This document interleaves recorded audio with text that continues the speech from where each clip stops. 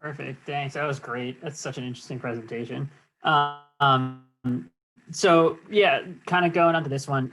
So a little bit about, kind of like all of you, we were caught a little bit flat-footed in the spring. So, where we were as a company is we were working on our updated WeBWorK platform, but it wasn't finished. So we kind of got together and thought, okay, this isn't finished. It's not something that we can deploy right now, but what can we do in the interim to try to help out?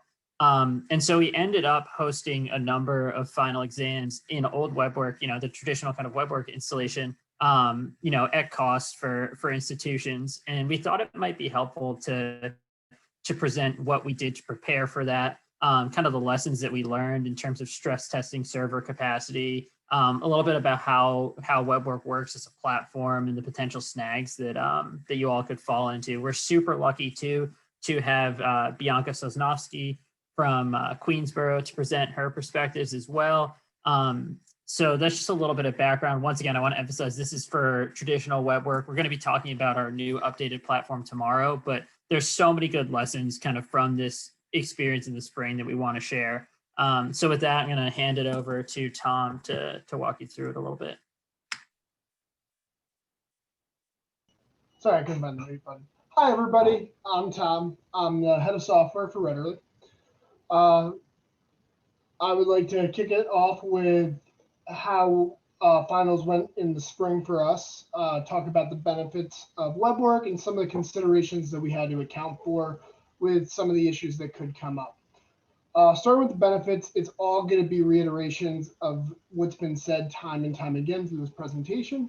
Everybody knows these benefits, which is the flexibility and the open source community. You get to ask the questions that you want because you've got the OPL, that robust problem library, and you can author the problem yourself, share them amongst each other. Having the OPL gives you basically templates to build your own, because coding can seem scary, but taking these examples, modifying them, or going to the forums and asking questions and getting answers, like Danny said, that people are very responsive on there. All great things that make WeBWorK amazing. The big problem that, or the big consideration is the fact that it is a single application that runs on a machine. So I'm going to use the word machine since it could be a VM, it could be a dedicated server. No matter what, you're running a computer that is running WeBWorK. And it runs on one machine. It's a big single application.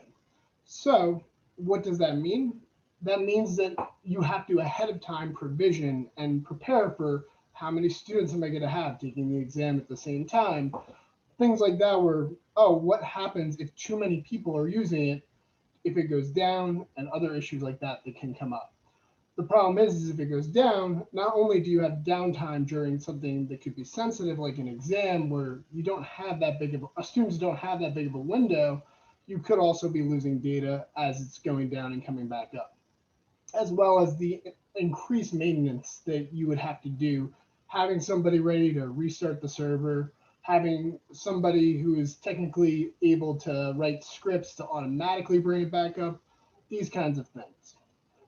So this is not a WeBWorK specific issue. A lot of platforms had issues with scaling. I know I've seen, especially when the pandemic started, performance issues in applications like Zoom, Slack, Blackboard.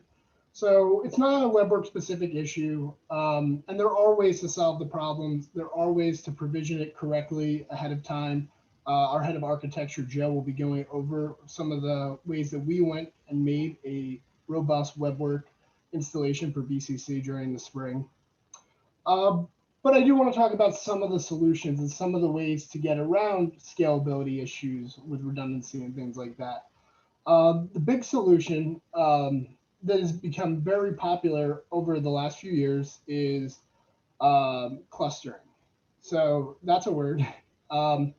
The idea of clustering is instead of running one machine, you run a bunch of small machines. And since the application doesn't hold any state and it just talks to something else with state, you can spin up instances as you need them and you can tear them down when you don't.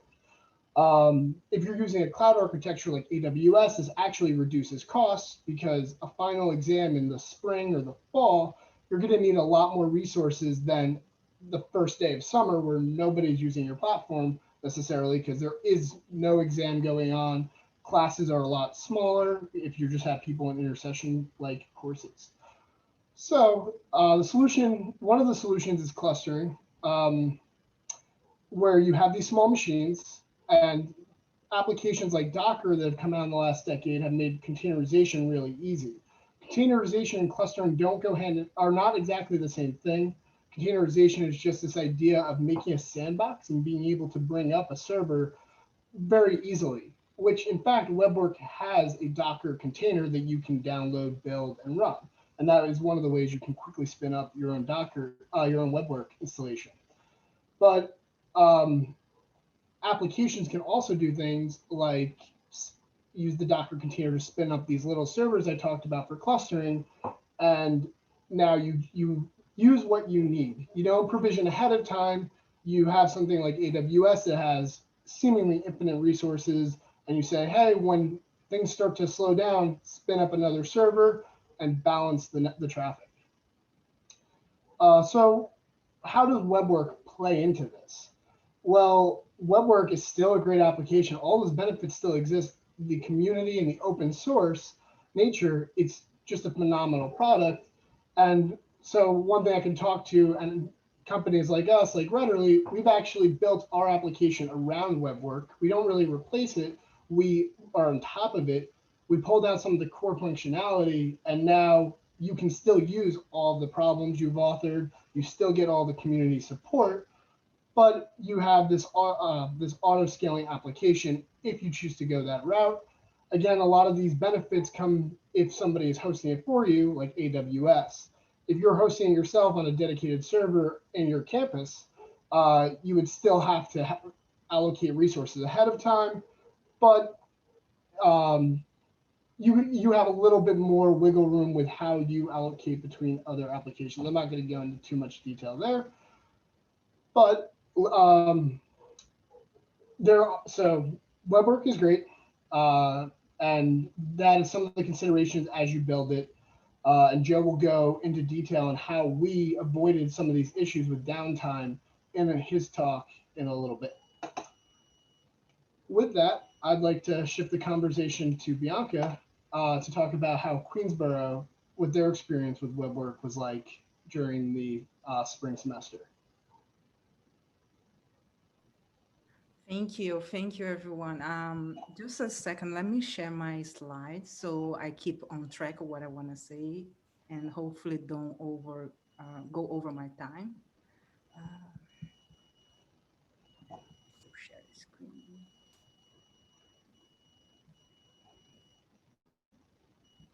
Okay, I hope you guys seeing this. Yeah. And let me switch to slideshow. Okay, thank you everyone, especially the organizers for having me and let me, share my experience, which I would call experience, because I'm not really an IT person. I'm just a math professor trying to get things going in our college. But I start my experience with WeBWorK actually in Bronx Community College. I used to be an adjunct there, and that's how I started about 2009. I decided that would be beneficial for my students to have some kind of a homework, assessment to see how they are doing in terms of what they're learning. But as an adjunct, having two courses to teach and also being a graduate student trying to get the PhD done, it means I had no time to really score or grade any of those homework, even though I would like to. So I decided to look up for something like online, and that's how I found out about WeBWorK, and that's how my process within WeBWorK started, just trying to get something for my students. They move on to Queensborough Community College in 2016. And I found out that over there we didn't have a WeBWorK, and I applied for MAA account, free account. And also I had some colleague of mine contact me asking, hey, you are the only one who has that account. They don't give it to anybody else. It's one account per college. And so they're like, okay, so we should actually have our own server. And Eva Stelmach and I actually requested our department to have then our own servers. And that's how we actually started PCC. Let me just point it out who are actually the team behind WeBWorK at QCC. So it's not just me. So there are 3 administrators of the system. So Eva Stelmach, which started with me, and also couple years ago, Faye Ye also, joined the team. So we are actually the faculty who interact with the other faculty in terms of providing training, tutorials, creating accounts for faculty, answering inquiries of faculty. When something goes wrong, they can ask us, and we try to, relay back to them what's the solution, what's the best way. Or if someone just started with WeBWorK, they need like a more one-on-one kind of training to see how things goes. And that's how we actually operate it. Now, the survey itself is actually managed by Quincy Gonjan and myself. We actually kind of have different roles within this management. So we both have the command line sudo to the root of the server, so we can modify whatever we want within the server. So Quincy actually decide to help our department by actually sharing the resources of the IT department that he works for. He's the IT security manager and also manage different servers for different departments within the college. So it's not just WeBWorK server, and also all kind of servers for other departments as well. So he graciously shared with us actually the resource that provide the computational structure to run the server for us. So it's not really the math department running, it's all located in the IT department. So he has direct access to the machines. He's the one that actually runs the virtual machine. He knows, he's the only one that actually can swipe memory when needed in the system. And we had a big issue with the memory in the spring in terms of how the server crashed because not enough memory and too many people logged in at the same time. But my part within that, besides he doing the heavy weight lift of installation of the server and some management and also some kind of configuration, for example, the Apache, sometimes he has to configure it because it's out of my depth to do that. And he does, even though I do a little bit. And my part is really direct to the WeBWorK. So we had recently a complete reinstallation of our system. And I'll mention a little bit during my presentation why we had to do that. So last week we were almost every day in contact for hours and hours trying to, reinstall the server and get to this to be actually to the point where kind of the way it used to be, but now better because there's no issues that was the same as before, even though we still have a couple of issues and we work on that. I actually work directly with the WeBWorK part where I actually, if there's an update, I'm the one who does the update. If I want to modify something within the system, how the system looks to the end user, that's me.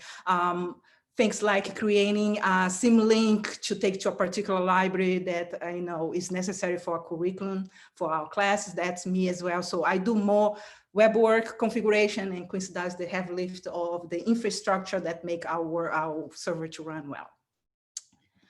Okay, so WeBWorK in QCC, as I mentioned, actually we requested the installation in 2015, so that was a version 2.5. So the virtual machine was created with WeBWorK, and it's a shared machine, so it's not only dedicated to our WeBWorK, it shares with other departments, other servers as well. But then in 2017, I noticed that we were really behind in terms of the version of WeBWorK. So it was up to 2.12, and I said, hey, Quincy, we needed to do an update. Listen, this is really far from what we're supposed to be now, which is 2.12. So he tried to do the updates from 2.5 to, so it failed. So he had actually to reinstall one more time. And then with the newest version, which was 2.8. So that was in 2017 spring. And then that's when I actually got access to the server. So the command line sudo to the root. And I think he just gave me that because I was bothering him so much with requests. can you make this change here? Can you make this change here? I said, if you go in this file, do this and that. And I said, I see that you know what you're doing. You know better than I do. So I will give you access. And that's how I started to actually work behind the scenes with WeBWorK. I'm the one that actually implemented the backup because, as you know, if the server crashes, how do we get all back? The accounts, the scores, all the information that we have with student. You don't want to lose that. So that actually was implemented with the new version 2.12 in 2017, right after the summer when we started to do this work.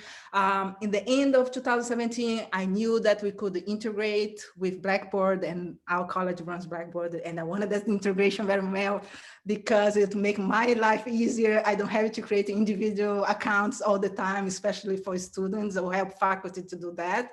And I wanted the integration. So I requested Unicent to the integration, but it took about 2 years for them to say yes for different reasons, unfortunately. So in the spring of 2020, they gave me the yes, go ahead. And then we actually started just like a testing with few courses to run the integration with Blackboard. It went fine, and then full integration actually took place in the summer, because then we already have the issues with the COVID, so everybody actually trying to do more within online assessment, and so it was great in that point. Right now, our server this semester, we have about 900 students, and this is an underestimation. I kind of decided not to do our overestimation or something average, but we have about 900 students, and I'm not even counting the faculty, which should be about probably 20 to 30 faculty having access to our server. Okay, so I'm actually here to talk about the issues, right? So we had a major issue in the spring, because after we all went into the remote learning process. We had more faculty requesting accounts in our WeBWorK. Our department doesn't use WeBWorK exclusively, so faculty has the choice to choose different systems for homework. And many of our faculty actually use different systems other than WeBWorK for assessment online. But we did have an increase of the number of faculty asking accounts to use within WeBWorK, and therefore we also have an increase in the number of users. So in the end of semester, when everybody's running final exams, guess what? A lot of people logged in at the same time, and that was an issue. We had, at that time, we actually have 64 gigabytes of memory, which should be more than enough for the number of students we had. The problem is that our server was not configured to work the MPM pre-fork mode. There was no configuration whatsoever. So basically all this memory wasn't being used well. So obviously there were some crashes, and Quincy is the one that has the power to restart the server and allocate more memory. So he gave us, at that period, he gave us 64. I think it was 32, and then he increased to 64, which kind of helped.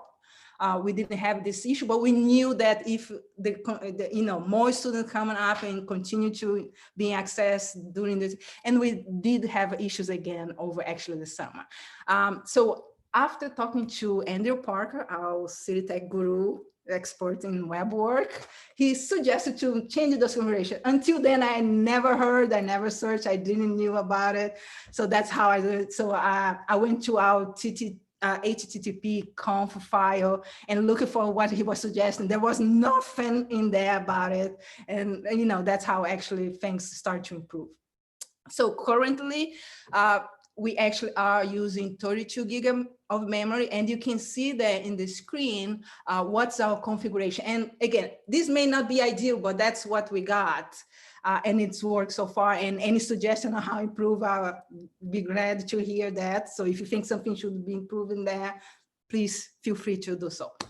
Another issue that we have, and that was during the summer, because we run some remedial workshops, which actually they run for 2 weeks and some of them 3 weeks, and they are synchronized to for every day. There's a program where they cover a certain amount of a quiz every day, homework every day of the particular week. And in the end of that period of 2 weeks or 3 weeks, depending on what kind of workshop we're talking about, they all have the final exam on the same day.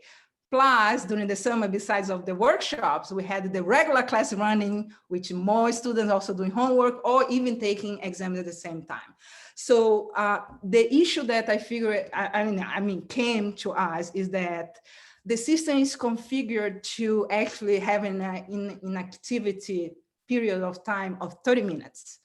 So most of the exams run for 2 hours. So if instructor put all the problems in one single page, guess what? WeBWorK doesn't know that the student is there doing the exam, because for WeBWorK understand that the student is still active, there needs to be a request into the server to say basically that the student has to click somewhere, submit something, so WeBWorK knows that the student is still there.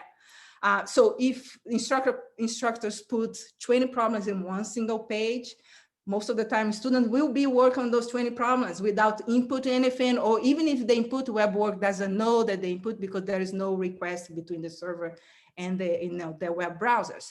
So what would happen that after 30 seconds, they would be booted out of the system. So if there is no submit the test, there's no record of any answers. And that was an issue for us with the quizzes or exam, okay? So at the time, the only thing I could come up is, let's give it 2 hours in activity period. So, if somebody's taking an exam, that should not be a problem. But the problem with that is that sometimes the student just, for homework especially, they go into the system, they do homework, and then they just leave. So they still plugged in, so using resources of the server, so it drains memory, and it's another issue. So that's one of the issues that came during the summer and some at the end of the spring, especially with the situation when we had an increase of users in our system. Okay, so most recently, part 2. So we had the October surprise, and this is not politics, is that our October surprise and our KCC WeBWorK. Probably at the end of September and beginning of October, we start to see a lot of different messages, error messages within the system. And those messages will come and go like nothing else. They come, okay, we don't know what is that. I search, I try to do some changes. The changes do not actually improve, but they would disappear. So it's not a constant thing. So what we think happened is that during the updates we did in the system at the end of the summer and probably the beginning of the fall, we update the Linux system for the WeBWorK, we update the patch. I myself did a couple updates for WeBWorK itself. And I think something went wrong with these updates and nothing could help to fix them. And the system was running super slow at times. And there's no particular, it would come slow and then suddenly start to work again. Sometimes I needed to restart the system, which is not good because somebody's probably doing an exam or doing a homework, and now I have to shut down the system because basically things are not doable anymore, right? So we had this issue. So here's just some screens of many kind of errors we had. So for example, one of the most common error we had is that WeBWorK would tell us that there is a problem with the database, too many connections. So obviously the first thing I do is Google it. What is that? And then comes the WeBWorK forum with some solutions. So I would try to implement the solutions like, is the WeBWorK right user to the database with the same password? Is the password this? So I would check everything, and everything was just as it's supposed to be, but still I had this constant error, not just for the faculty, but also for students. And again, they would come and go. It's not all the time, and randomly students. So it's not every single same student all the time. So we had this issue. I also Google, MySQL, too many connections. So one of the suggestions was to increase in the open file limits within the database, which I did myself. No solution there, didn't work. So I did many different things for this, nothing worked. We also had for the first time ever seeing something like that we had the error that a patch would crash. So we had our server out on a Sunday.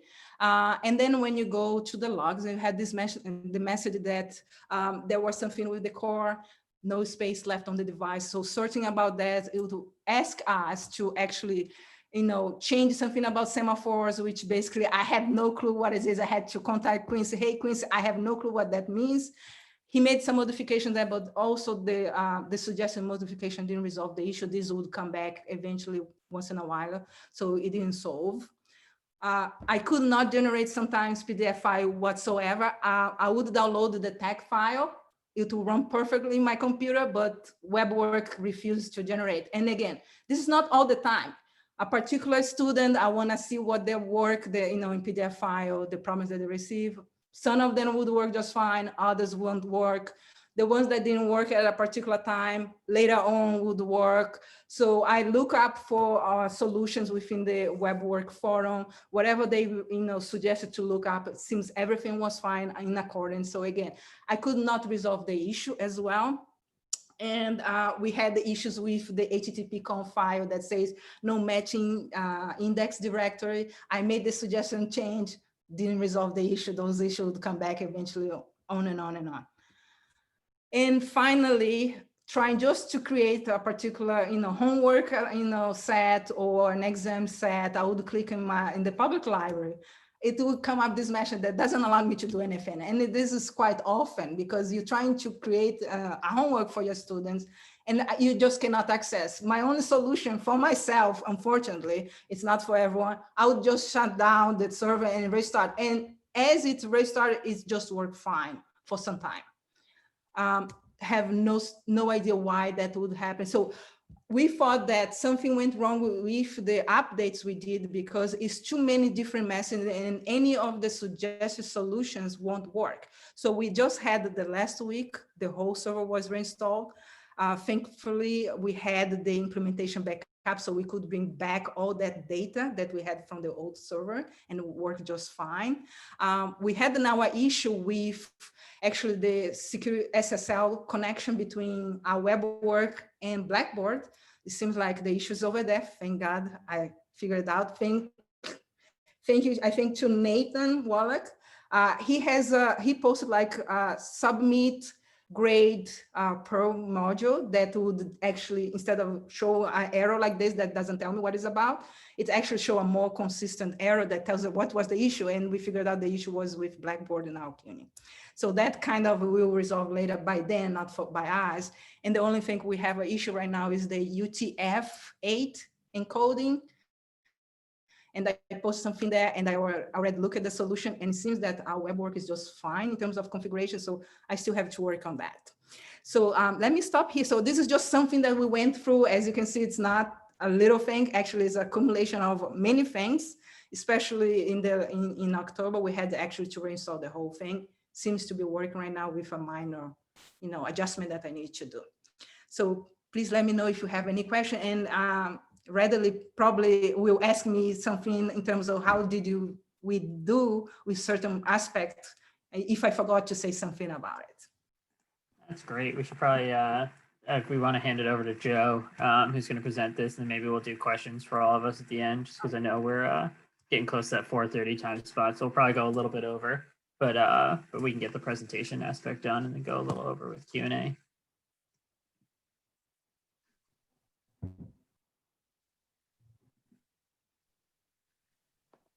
Hi, I'm Joe. So I was trying to get things set up here. Go to my slide. So thank you, Bianca. Thanks for sharing your experience. I will say that I relate to all the issues you had because I ran into every single one of those issues when Rederly was setting up WeBWorK during the spring. And when you were talking, you were just mentioning the Apache configuration, just like the memory just not working. Like first of all, I was impressed. You had 64 gigabytes of memory. I was like, wow, that's a lot. But we ended up using 32. But I was like, I went through every single one of these configurations, trying to figure out what were the best configurations to make things work. I think like one of the main difference, kind of one of the core of my part of the conversation here is I purposely try to crash WeBWorK as many times as I could. So for like maybe around 2 weeks, probably a bit more, I had an automated process that would hit the server hit the web application as many times as possible until it crashed.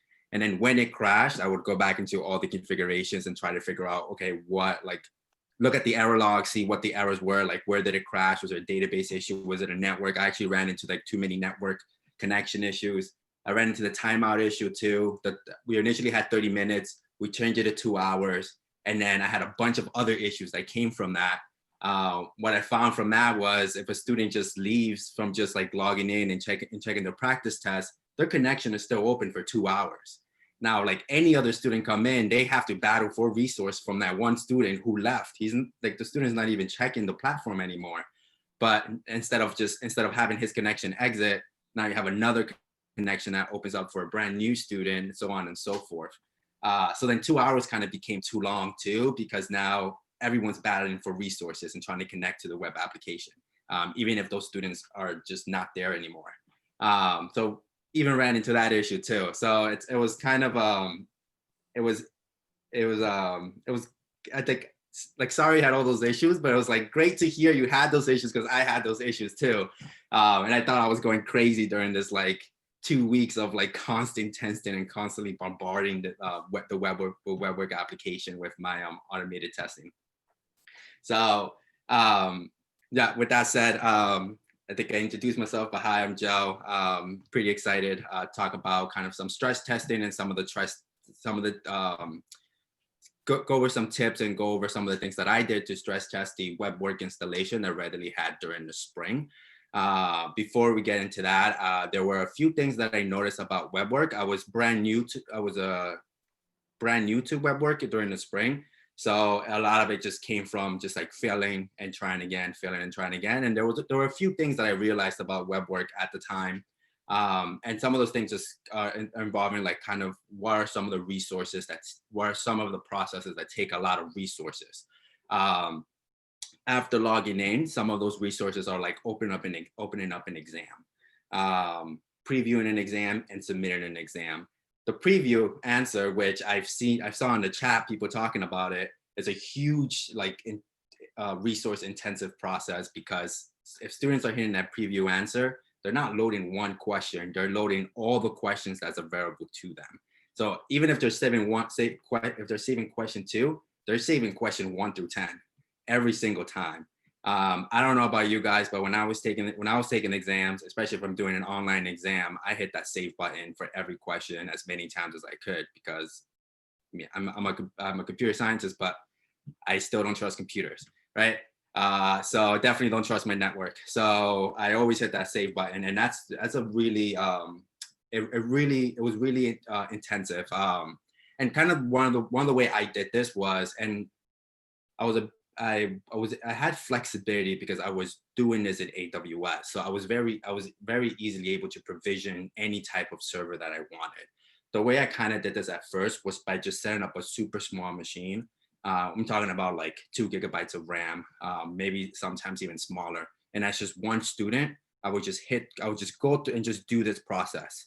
And then monitor the server itself, and then look at the stats and see what was going on with the stats as I was just going in with this one student. And through that, I was kind of able to figure out like, okay, when I did certain things, like my server like was either crashed or I saw memory just do a massive jump from like 20% to 40% or something like that. So, but that kind of gave me a baseline to know like what processes I had to test out when doing the stress testing. And that's when I came with preview answer. So in my stress testing of WeBWorK, I was just stressing that preview answer as many times as possible. It is important to note for the WeBWorK is, since it was my first introduction of it, I set it up kind of the same way most universities do, which is in an exam format, all the problems show up in one page. I know now that you're able to load one problem at a time, and that kind of helps against that load, since you can just load one problem at a time. And even if they hit the preview button to save answers, it's just loading one question. But at the time, we kind of did it the traditional way, from my understanding of what most people are doing it. And it's just, here are all the questions for your exam. With that said, another thing about it's like the submit answer also, because you have to submit the whole entire test one last time. And after that, one thing about the submit, which is kind of related to stress testing, because along with stress testing, you also have to figure out if an installation fails at a certain point, like when did it fail, what data was lost, right? So it's important to know, like, what are you going to lose during that time in which your installation has crashed. So something that came out of that was then after the submission, if during an exam, there is no auto submit functionality. So if the exam wasn't submitted and then we had a crash later on, there was a good chance of losing some of that data because it wasn't submitted into the database, or the last batch of saves were in there. So that was also something that we found out from this, like, just testing. So kind of just like right now, and so if we like go back to spring when I was doing all this and trying to bring everything up together, the first thing I did was kind of just mimic one student in a very small server. That way, any action that I did produced some sort of outcome on the server statistics. If I had a 64 gigabyte RAM server and I was one student, I wouldn't have seen any numbers change whatsoever. It would have been 0% memory usage throughout the whole entire time. It would have been like 5%, but still, it would have been very small. I wouldn't have noticed like what was going on within the system. So with that, kind of the core of stress testing. Stress testing is pretty fun because the main purpose of stress testing is to break your system and overload your architecture, your web application, your server. And this is kind of just even outside of WeBWorK itself, but more of just like hosting an application overall. You're trying to you're trying to put your server in a place where it's trying to handle unreasonable load. And that's important because you don't quite know. Well, first, if the service crashes, you kind of get you'll be able to, at your own pace, you'll be able to kind of go in and figure out like what were the reasons that it crashed, like what were kind of the effects of that crash and what happened. So it's important to know what happens after it crashed, not just why it crashed or when it crashed, but like what happened, what did I miss, how can I fix these issues. Another reason why you want to overload the server too is because it can bring up other issues within either your code or architecture as well. If you overload it and then you start getting these network issues, and you start digging into the code and then you find these Apache configurations, then you can fix those up. But those wouldn't have been available if like you wouldn't have noticed or made that connection unless you overloaded the system and figured out that this new error came up. There's a network issue. There's like a timeout error. If you just stress tested the system with your expected load, everything would work perfectly fine. And just that, all it takes is just that one student to hit. I'm over exaggerating, but it takes that one student to hit that that preview button just one extra time to push it outside of that expected load, right? So it's important in stress testing to have a benchmark. And for me, the benchmark, it's always what is the worst possible scenario? What is the worst possible scenario that can happen at any given time? Well, in our case, we were just hosting for assessments and exams. So while students are taking an exam, what's the worst possible case scenario? And for me, it was all these students logging in at the exact same time. Like these were the best students in the world. 8 a.m. hit in, they were ready. They had their coffee, they had breakfast. They were ready to hit that start button on that exam. Like, what if that happened? What if all the students are taking the exam, are going to log in and take the exam at the same time? Is our server going to be able to handle that? No, what's like the quick answer. But we went through a bunch of different iterations of it. I think we had like a couple thousand students, so we had them on one and tested that out. Didn't quite work, and then so on the back end, we did some extra work ourselves, some more manual work, which I'll go over in the next slide of like what you can do to kind of prevent your installation from failing or crashing. So we did some work on the back end to be able to manage the traffic. And I think I heard Kate also talk about that too, how like they worked their schedule around so that they were able to kind of, they knew what to expect in terms of load, and they weren't overloading their network at a certain given time. Like we did that too, which is again great to hear, because you know, we like all those issues is bringing back memories, but they were fun memories. So with that, with benchmarking, worst possible scenario, and as I mentioned, it's very important to test, retest, and like just iterate through as many times as possible with your stress testing. I can't really tell you how many times I ran my script over and over again. I use a software called JMeter. It's open source. There's a bit of a learning curve, but it allows you to kind of automate some of the stress testing, which was great. So with this script that I had, I was able to easily change the number of connections that I was making to the server. It was able to change like what exactly each hypothetical student was doing in the test. Let me turn on my lights here. And that was great. So because I had that script, I was able to just test, something broke, fix it, try to figure out what the problem was, try to fix it, go back, and then just retest again. And it wasn't much of an issue in like updating that script. If you're testing it like by hand or manually, or trying to figure out a way, or like maybe group 10 people together and you're trying to like test it, which we also did too, because I was interested to know what would have happened. I took the whole Rederly team. We were on a call together and we were just spamming the preview button. And I was like, hey, let's all hit it at a constant pace.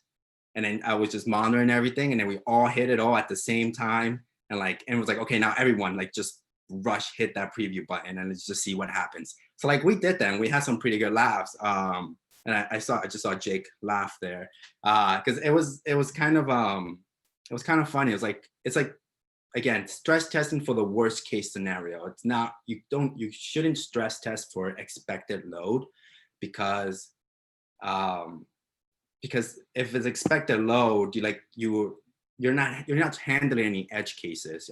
There are things that are out of your control. You can't control when a group of students are going to go and take the exam, whether they take it at the same time or not. So if you have 100 students, if there's like 100 students, my benchmark would be 100 students logging in at the exact same time. So within 1 minute, have all those students log in and they previewed an exam. And that was my benchmark. That's actually what I did for all the different installations of WeBWorK that we had. If you just do 20 students, because chances are the students will trickle in, they won't hit at the same time. Like your installation or web application will work as long as there's 20 students, even 30 students, it would work. But as soon as there's like another group of like 10 people who like come in and start using your application, you don't know what's gonna happen. So with that, important to test, worst case scenario, important to test constantly, make quick fixes, and then just retest. And another thing is allocate additional capacity. So with stress testing, I think that the third bullet point here it's a bit more like not many people can do it based on their like servers, but I was able to do it because since I was working in the cloud, so just using AWS and stuff, I was able to just go in and provision any size of server whatsoever. So I went from like 2 gigabytes to 4 to 8 to 16 to 32. Even then, I also tried some like extra like memory intensive or like just like memory optimized servers as well that AWS had. And I went to 32. I even tried 64 ones. And so I was able to play around with this. But so because of that, like at the end of the day, we were able to choose a server in which even at the worst case possible scenario, we still had extra capacity in our servers to be able to handle that worst case scenario. And that's what the allocate additional capacity. So if your worst case scenario brings you it's bringing your worst case scenario shouldn't crash your installation. it should just like make it slow, maybe at the verge of crashing, but like not actually crash your server. Because again, worst case scenario is also something that's not really gonna happen, but you should try to have some planning and guardrail in place, so that if it does happen, you know, you're still safe. You're still safe, and your server will still be running. So that's some of the things with stress tests, and some of the things that I ended up doing when we were hosting WeBWorK. So with that, talk about some planning, contingency planning. I heard some of this already throughout Kate and Bianca. So one of the things we did, which I've mentioned too, is we spaced out final exams. Well, kind of. We had a schedule, right? Like we just received a schedule of final exams. What we did in the back end was we split up the students so that we can mimic spacing out final exams. We had multiple WeBWorK installations running. And so we split out all the students amongst all the different installations. So at any given time, at any given day, we knew X number of students was the max number of students who would be in this WeBWorK server at that given day. So if there were 1,000, we had 3 of them, like 333 would be in each one of those servers, and only 333 at max would be taking an assessment at any given time. So that's something we did. So with that, kind of relates to like allocating exam dates to control the load. Same concept, just like space things out.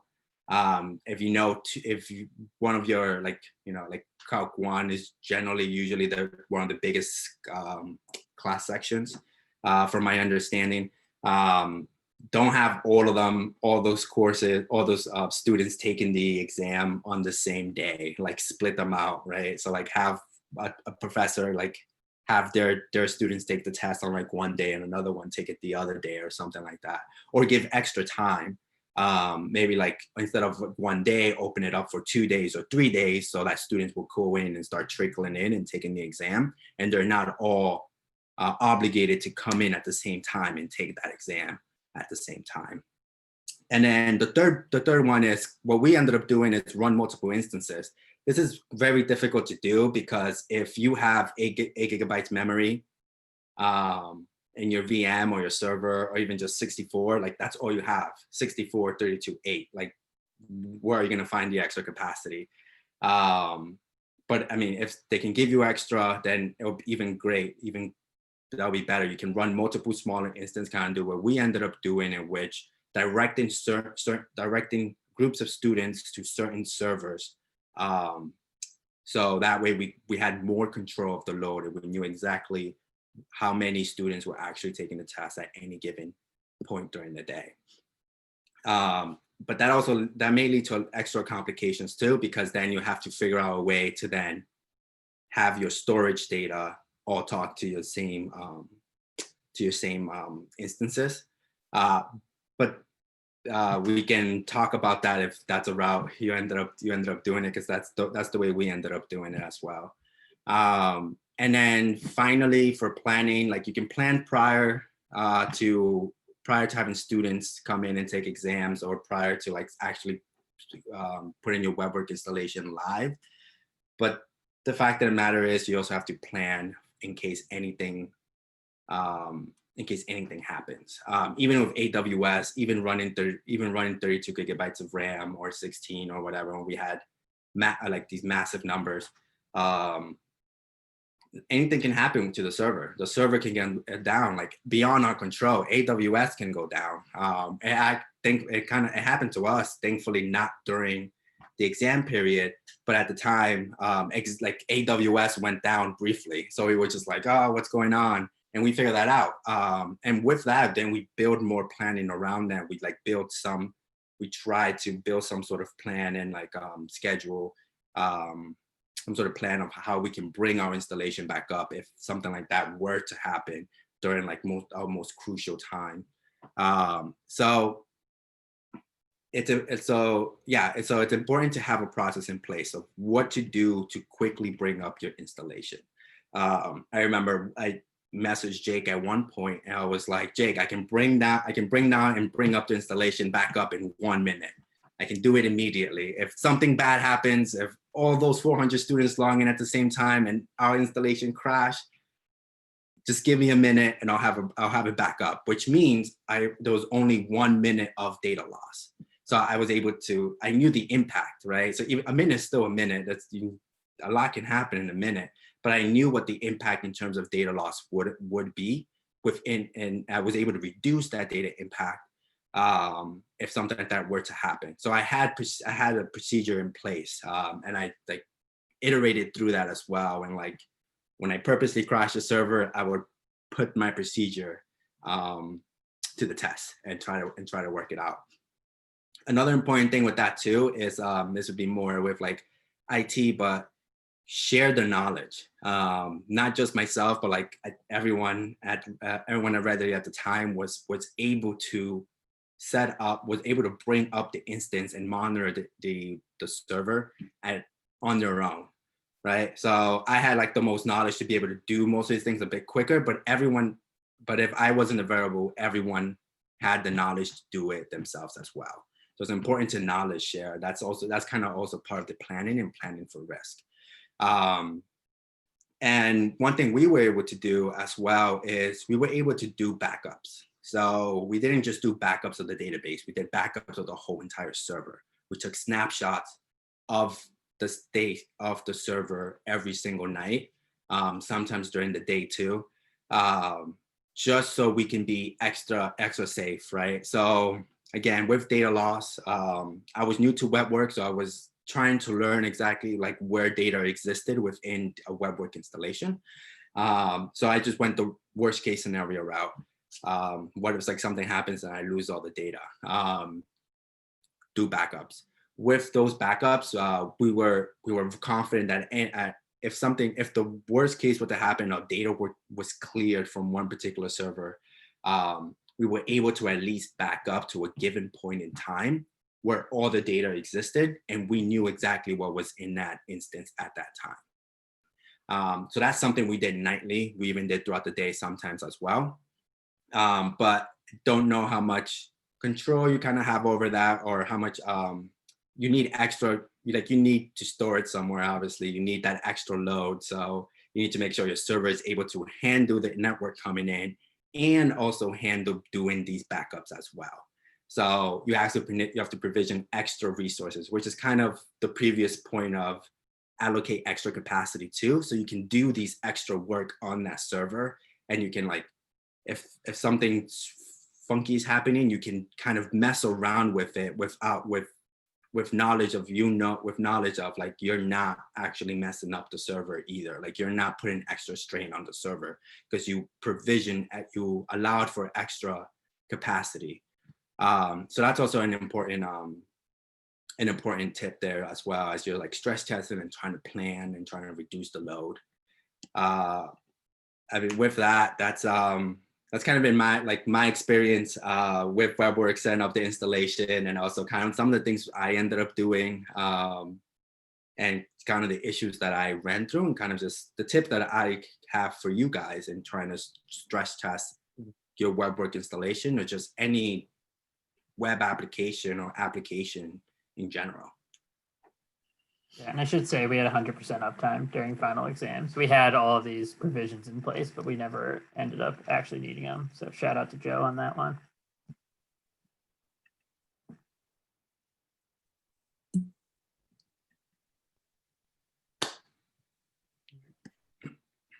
So Joe, let me ask you, can I ask you something? Yep. All right, so you mentioned about the backup snapshot. I think I can talk with Quincy in our college. So the backup for us happen basically, we don't have a snapshot daily of the system, but we do have the backup set up for the course, the directory for the course for the accounts, and also for the database. And that's only done like once a day, 2 o'clock in the morning, where most of the people are not using the system. Do you think should be?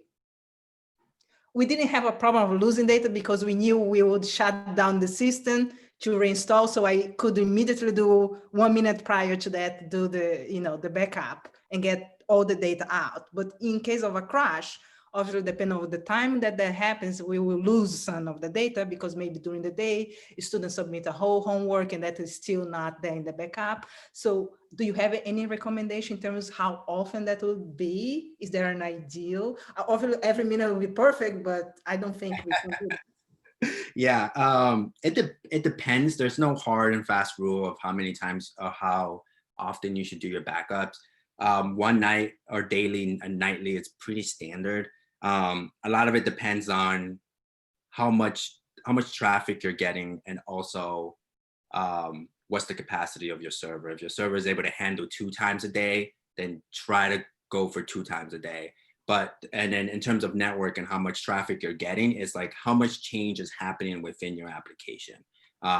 If just 100 students go in and just take if you have like thousands of students, but only 100 students come in and take an exam or do some sort of homework assignment for one day, like it would suck to lose 100 exams or 100 assignments, but 100 out of those thousands, it's very minimal, and it may not warrant for like that extra protection, that extra strain that you're putting on your server and risking other people's ability to like take their assignments and exams just to like save that small amount. So it's a tricky situation. It's a balance of like how much are you able to give up from your server to be able to do these backups. But one night a day, like nightly, 2 a.m. in the middle of the night, it's perfect. It's like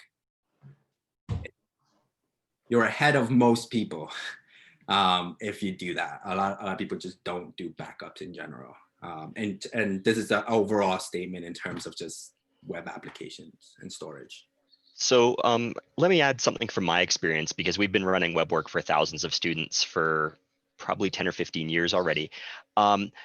As Joe says, right, part of it is what are you willing to lose, right? And it's that trade-off of investment versus risk. You can go as far as, and we have for certain aspects of it in the past, having your application actually write to 2 different disks, to 2 different servers. I mean, so we went all out in our previous setup, and we had duplicate servers, and each of them had duplicate disks. So this is something you can do, but there's a cost associated with that, obviously. And if you're having your server write to 2 systems every time a student does something, there's also a performance question there too. So you can do that. And again, I mean, I can talk to you about clustering WeBWorK servers if you want, but we can take that offline. But the other thing to point out is that not all crashes will result in data loss. Mm-hmm. Right. So typically, if a WeBWorK server crashes because it got overloaded, in my experience, if you reset it, turn it back on, it just picks up where it left off. There's no reason why it would actually delete data in a situation like that. Then again, a hard drive can fail if you're running your own servers, in which case your data is gone. So that's the type of scenario where you're stuck with your nightly backup, is if the server itself dies. And again, I don't know exactly what Amazon does in AWS, but they must have some sort of redundancy of their own on their system. And this is one of the nice things about farming it out to a cloud provider, is that they've figured a lot of this out for you. Yeah, I can talk a little about AWS. So a good thing about what AWS does is they kind of separate out the like actual server RAM with their storage. So they live in 2 separate places. So even if there's like a hardware issue within the server, doesn't necessarily mean that you're going to lose any data, because the data is stored elsewhere. It's actually, the data is actually mounted onto the server. With that, it is a possible option to actually just make 2 requests to 2 different places. And there are many applications that do that, especially for a lot of the reasons are usually for compliance reasons. They need to make sure the data is stored in 2 locations. And one of the things is that since I was brand new to WeBWorK, didn't have, at the time, like I hadn't gone through the code and try to figure out like what was going on. So like, again, my stress testing hat on is like worst case scenario, what is the worst case that can happen? But to your point, I was actually pretty happy to find out that like when a crash does happen, and it may depend on the crash, but for the most part, I think it was like 99% of the time when a crash did happen, there was no data loss in terms of the data that was already there. The data loss was any sort of things that may have happened after the crash occurred. If a student didn't notice the error, if the student didn't notice that there's an error, there could have been a crash. If a crash happened, but a students have already loaded the web page, and then they put in all their answers, they hit that preview button, nothing's gonna happen. They never knew an error existed, and so therefore they lost all those solutions to all those problems, because there are students to do that as something to keep in the back of your head. Like there are students that just answer all the questions at the very end when they have like 2 seconds left before the exam closed. I was one of those students too. It's like at the very end is when I'm inserting everything.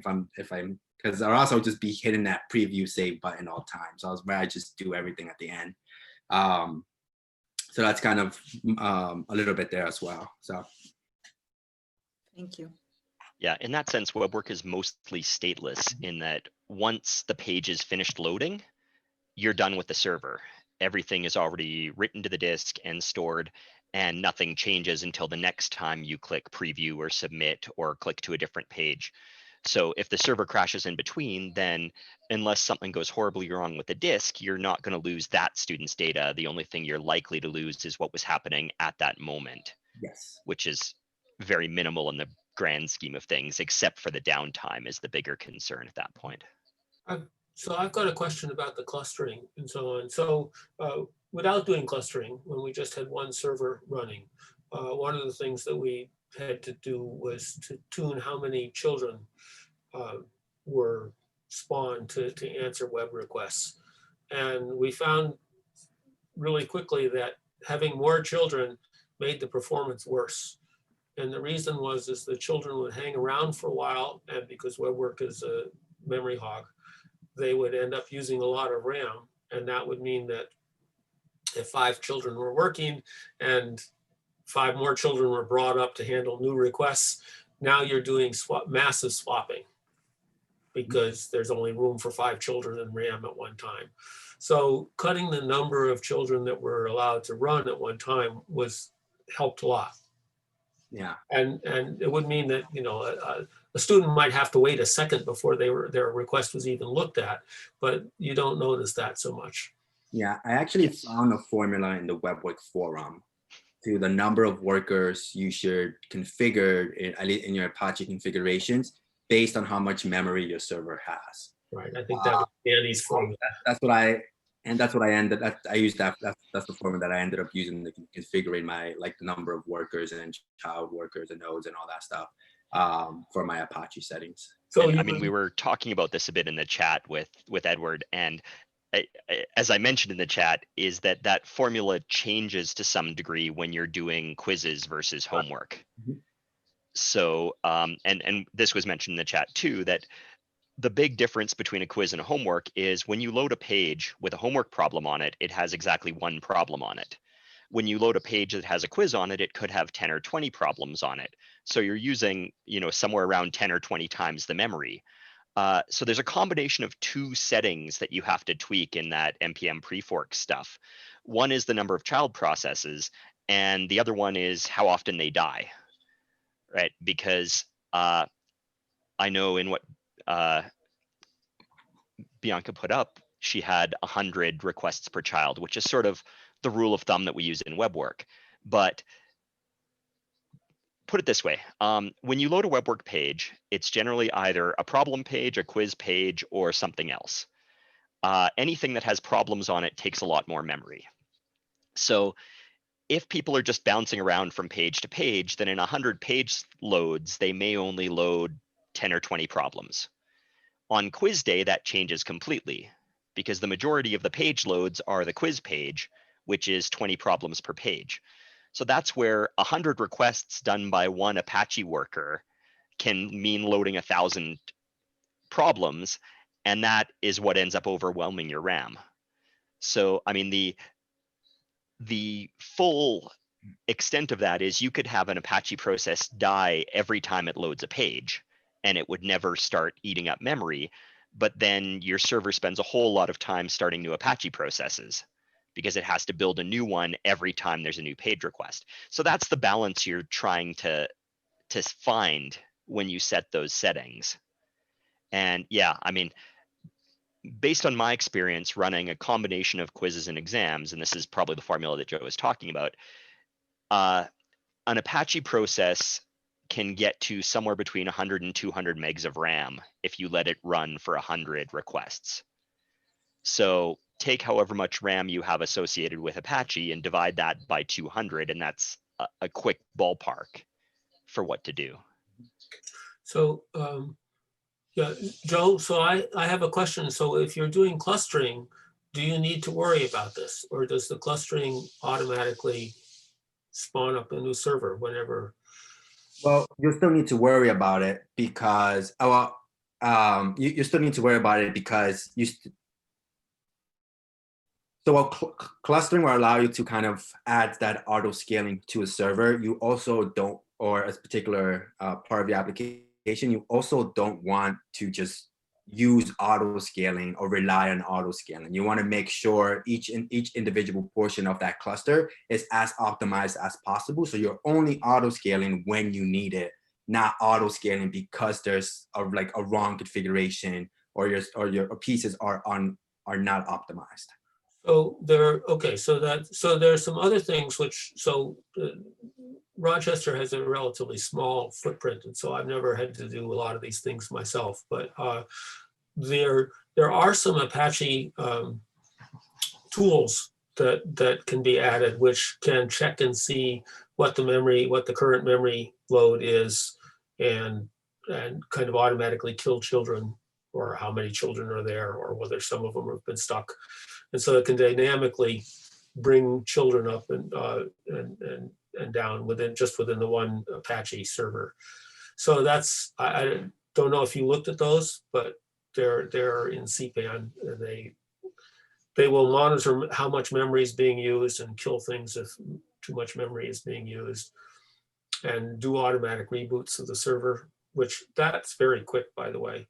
Yeah. So another standard thing that we've done just automatically is just we reboot the server every 24 hours or so that if there is Perl's garbage collection is not perfect by any means. So that cleans that out. I'll just throw one warning on that, and that is make sure you're using the graceful reboot if you're rebooting your Apache server, because if you do a hard reboot, it will interrupt any connections. So if someone was in the midst of submitting a quiz or an assignment, you risk losing that submission. But the graceful reboot works cleanly and quickly. Yes. It doesn't solve the worst problems. If something goes horribly wrong and an Apache process locks up altogether, then it sometimes can't kill it, but 99.9% of the time it works. Right. So the other thing that's a memory hog, and it's for the same reason, is a couple of things. These tend to have to do with instructors, but it can still louse some other things up. So if an instructor, for example, decides to download an entire section of the library into a homework system and then automatically render it in their homework editor set so that they can see what it looks like, that's the same thing as a quiz. You're hitting 30 or 40 problems all at once. The other time when this happens is when you print out a PDF copy of homework, which educationally I think is actually good for students. I think it's often quite useful that they can get a hard copy of their homework. They may be using it less than they used to, but I think some students still do, and you can carry it around in a way that, well, you can carry your phone around, so maybe they don't need it anymore. But in any case, that also is a big memory hog. And that could probably be speeded up quite a lot if you look at the hard copy section of WeBWorK. And because it was done in the easiest way possible, which was basically grab all the problems, render them all, put them all in one file, run tech on them. You could easily have cut that up into smaller pieces that wouldn't take up so much RAM at one time. Yeah, I can add to that. We ran into a lot of memory issues when printing out PDF of our exams, but because we Rederly were doing it ourselves, it wasn't too much of an issue in terms of like having to test that out. What I ended up doing, and it's kind of just like the luxury of being kind of having this in AWS or any other cloud provider, is I momentarily I increased the amount of memory we had. So I would just increase it. People can just go in and download them, and then I would just decrease it again right after. But we did see just loading those PDF. I mean, we're loading a lot of PDFs, but loading those up did cause a lot of it was a big memory hog. Right. No, we're aware of the problem, but just never quite got around to, and I'm sure there are ways to fix it, but we weren't dealing with the same number of students that you guys are working with. We're working with 1,000-2,000 students at a time, and not the numbers that you're working with. So you also give people enough rope to hang themselves with, because as an instructor, you can download the PDF version for an entire class all at once. And that's something that can beat up on your server, is trying to do 100 PDFs or 100 assignments in a single action. We didn't even realize this was an issue. So at City Tech, we said we have 100 adjuncts and 50 full-time faculty. We'll print out the PDFs of the exams for the students, for the adjuncts, and we'll just send them a file with all their PDFs. And we didn't even think twice that this may cause a problem. I think we got really lucky and kind of things went smoothly without crashing the server, but at any given time, things could have gone dangerously wrong. Yeah, so I mean, the thing is that's only one Apache process that's doing all of that.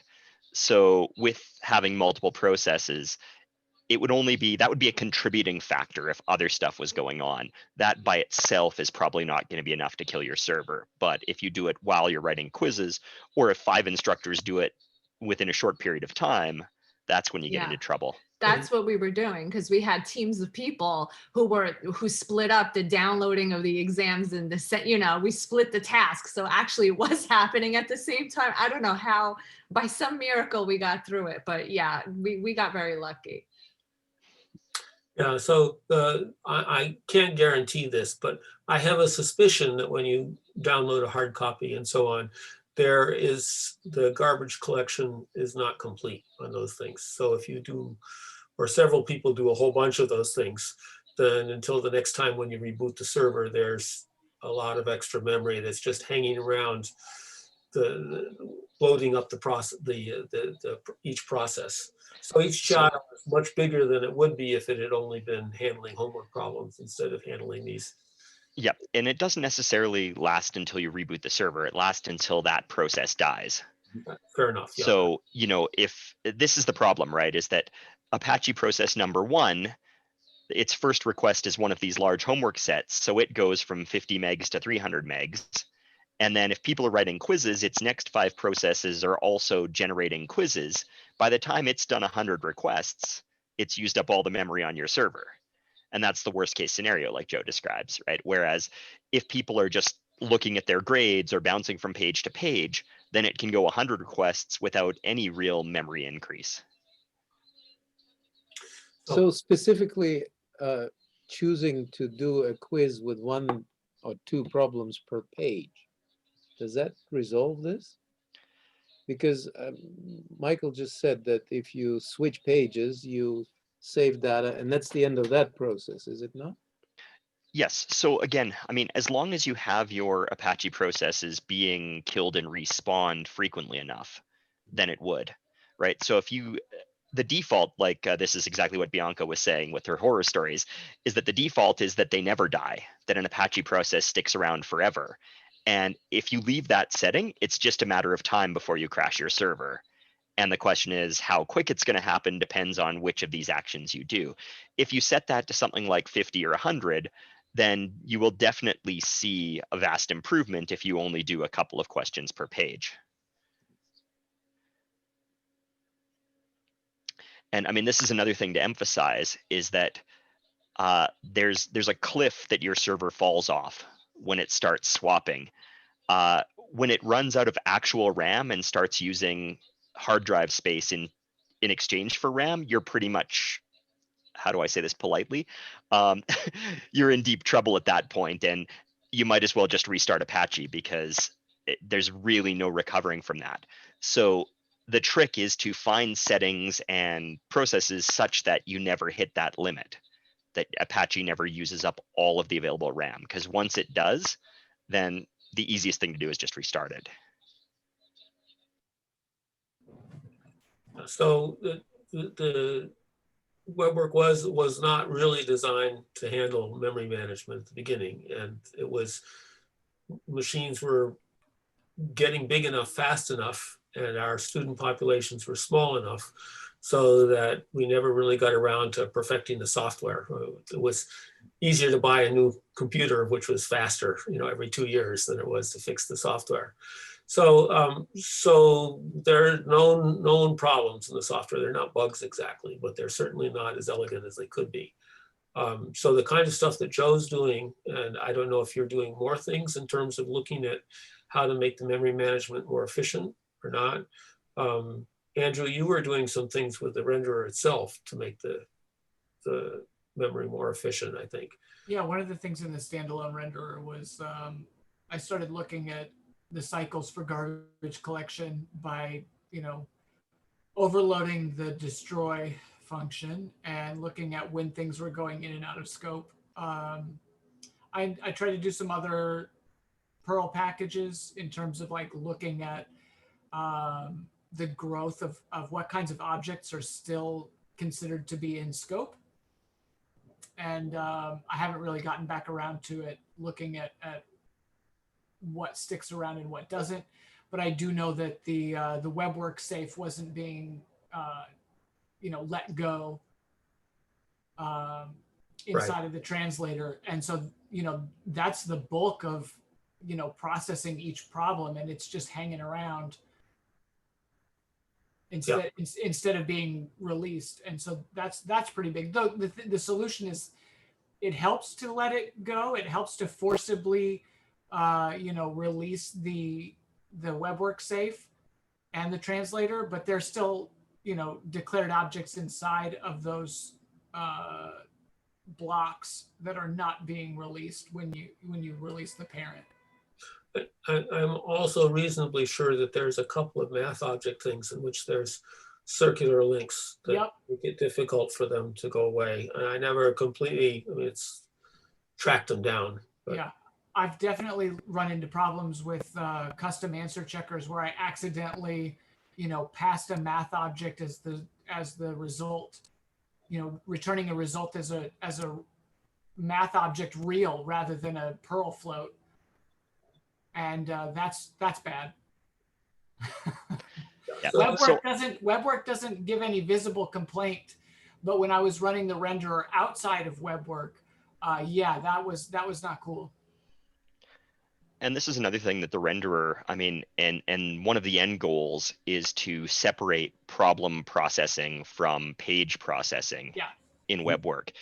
In that when you load a page with 10 problems on it, right now, and this is maybe design flaw is too strong of a term, but it is a suboptimal design, is that one Apache process has to do everything for that page. It has to load all the problems, it has to render all the problems, and that's why we're seeing these huge memory bumps.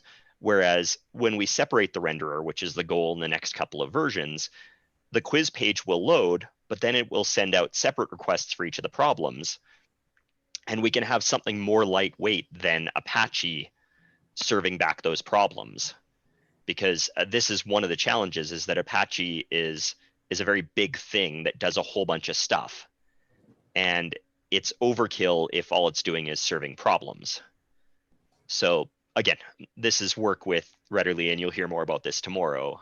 Not that I'm stealing Jake's thunder here, but yeah. And a quick thing on that, because because of the work developing the standalone renderer, we were kind of able to kind of eject some of that like question rendering out of it. Like we use, again, since we're in AWS cloud, we have the luxury of just using all these different services that they provide for you. But we actually have something called CloudFront that kind of handles a lot of that work for us in terms of rendering image or rendering problems on the front end. So like neither one of our servers, either the front end or the front end is on the server, the render or the back end actually is doing any work trying to render some of these images.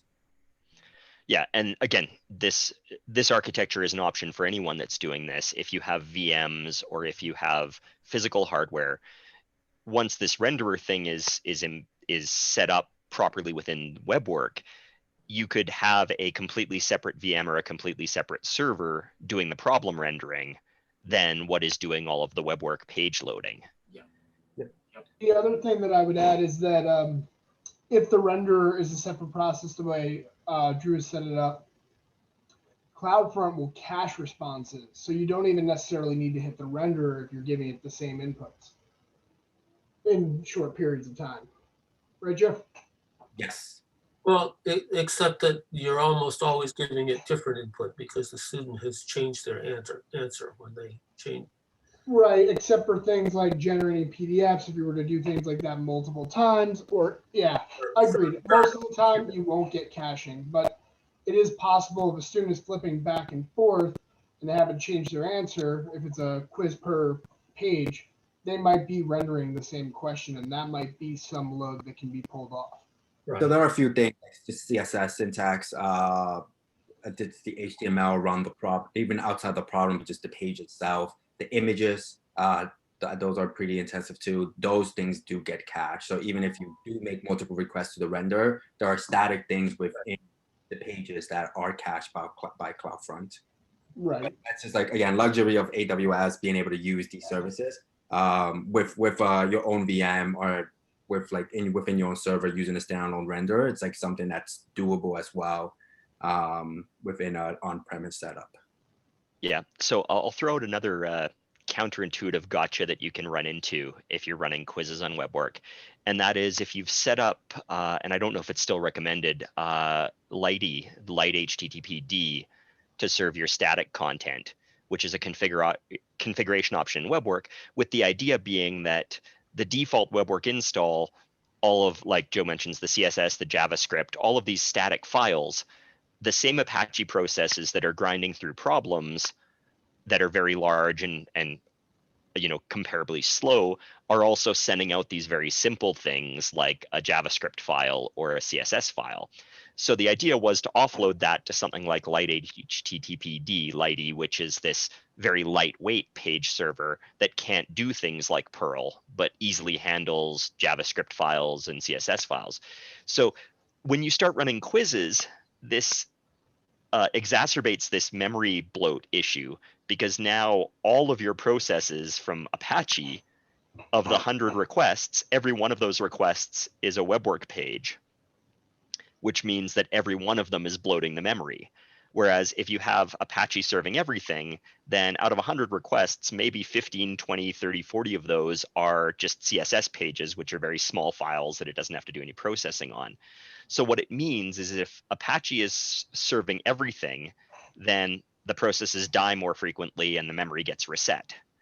So if you're using light HTTPD, you might actually want to reduce that max connections per child from 100 down to 50 or 20. And I mean, like Joe said, right, a lot of this is trial and error. You fool around with these settings and then you run it with the worst case scenario you can generate and you see if it crashes. Yep. Danny, thank you for the suggestion, because our latest installation that happened last week, it has the light HTTPD, so I will definitely decrease from 100 to 50 or something like that. Yes. So the other one, when you mentioned the max connections, I wish you would have posted that on the forums, because I've been through that already and I could have told you exactly how to fix that one. This is the other thing. I mean, I keep plugging the forums because with a lot of these things, there's someone that's had the problem that you've had and they know the answer and they just haven't bothered to record it anywhere because they didn't know where to record it. But when someone asks, you say, oh yeah, well, I did this and this is how I solved it.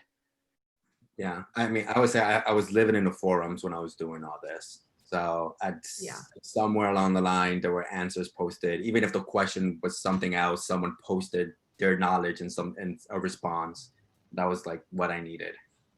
So Definitely. So tomorrow when we get to the point of discussing future directions and how to keep lines of communication open, for sure we'll bring up, we'll put a plug in for the forums. And, we also want to hear back from you all, any thoughts you have, perhaps shifting conversations to different channels. Instead of using the forums, would Slack maybe work for certain projects, or GitHub for certain projects, or maybe having, some communications about community events through a website, these kinds of things. And I think that, getting feedback from the community would be really helpful because, Bianca, we work through our CUNY Slack, and anytime we find a bug or an issue, we're immediately messaging each other just almost in real time, all day long in Slack. And so, if you would have posted that message, maybe, Andrew would have been the only one to respond. But if we have, a similar setup with, a larger portion of the WeBWorK community, maybe we could, encourage more of this kind of back and forth facilitated discussion.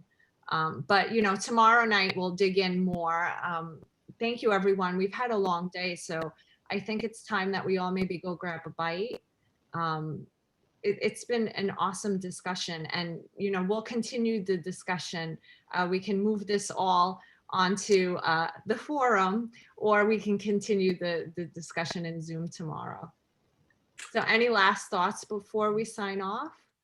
Thank you, Mariana and Jake and Joe and Tom, all the people who put this together. It's been really great. This is Yeah, wonderful. thank you so much. Thanks for all the Thank you, speakers. It was a everyone. great Thanks a lot. conversation. Appreciate it. See you tomorrow. Thank you, everyone.